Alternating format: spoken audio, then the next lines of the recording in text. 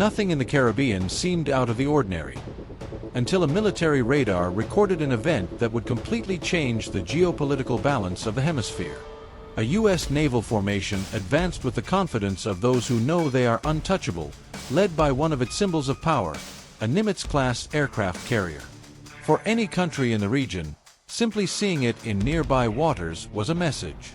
But no one imagined that, in a matter of minutes, a decision made inside a Venezuelan cockpit would trigger the most unexpected impact of the modern era. An F-16, operating on a supposed surveillance mission, would end up carrying out an action that no one saw coming. And what happened next was so unthinkable that neither the United States nor Venezuela has been willing to tell the whole story. Before starting this video, remember to subscribe and like it. Tensions had been building for days.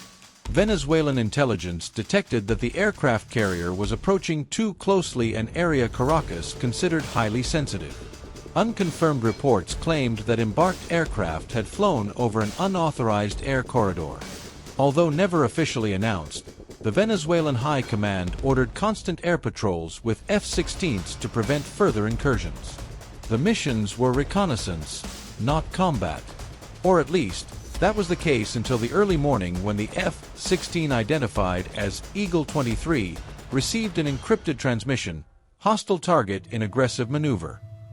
The pilot had orders to intercept, not attack. But as he approached the coordinates, what he saw left him with no choice. Several American planes were already airborne, and the aircraft carrier was advancing toward an area where Venezuela had warned it would respond forcefully. The situation was a time-sensitive puzzle. If he retreated, he risked the American fleet interpreting the withdrawal as weakness. If he attacked, he would trigger an international crisis. The pilot requested confirmation. It didn't come. He only heard static on the radio. The decision, at that moment, rested with him. With a sharp turn, the F-16 activated its attack radar. It knew that if it engaged in open combat, there would be no way back. But it also knew that if it did nothing, the fleet would continue advancing. The AGM air-to-surface missile was released like a tactical, almost suicidal, shot. The unthinkable happened in seconds. The projectile struck the most vulnerable section of the aircraft carrier, where the fire spread uncontrollably. The silence on the Venezuelan radar turned to chaos. Eagle 23 confirmed hit. No one at the command center knew whether to celebrate or fear what was to come. The aircraft carrier did not sink immediately. The explosion did not destroy the main structure, but it caused a devastating fire on the deck and paralyzed air launch operations. For the United States, this meant losing the ability to respond in the first minute of confrontation. The fleet entered a state of controlled panic. Escort ships initiated defensive maneuvers, rescue helicopters took off amid the smoke, and, for the first time in decades, a U.S. aircraft carrier was disabled not by a nuclear power, but by a single Latin American fighter jet.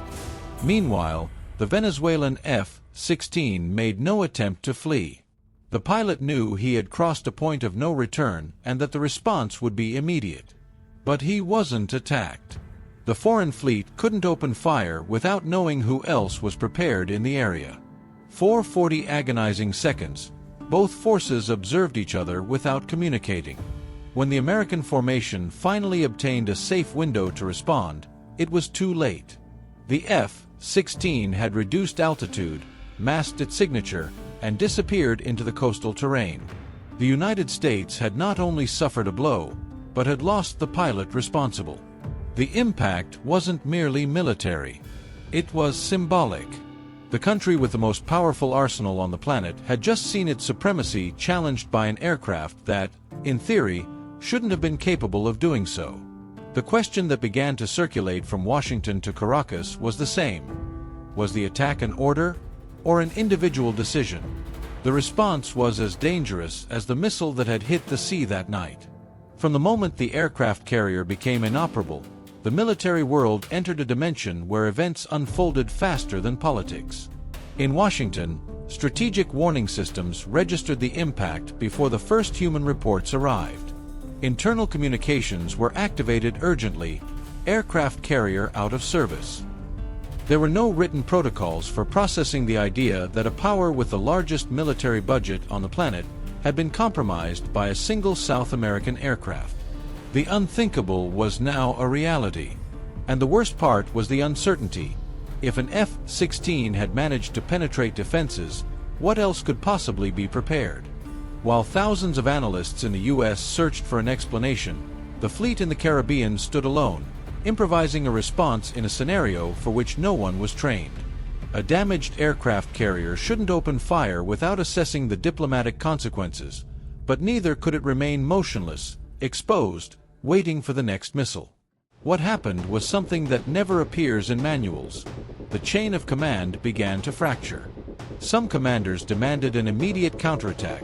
Others called for restraint until it could be determined whether Venezuela was carrying out a coordinated strategic strike. In minutes, the fleet ceased to be a perfectly functioning military machine and became a jumble of contradictory decisions clashing with one another.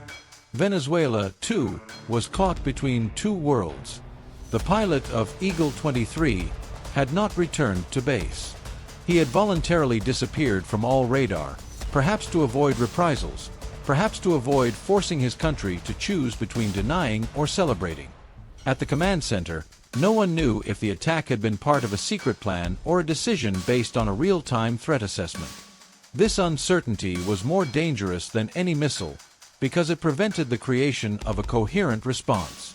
In fact, the first orders issued by the Venezuelan High Command were contradictory: prepare for a second attack, and no aircraft takes off without presidential authorization. The country had entered the most complex terrain imaginable, that of a power that strikes, but doesn't know if it wants to or can strike again.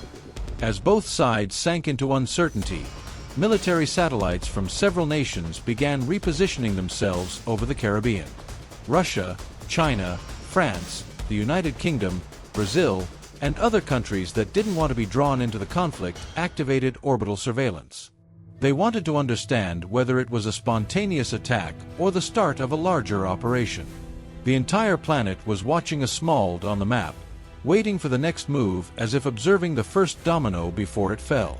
And that move didn't come from the air or the sea, but from public opinion. Social media exploded with rumors, unconfirmed images, and theories. Some celebrated the pilot as a continental hero. Others feared he had condemned the country to a devastating military response. International media demanded explanations.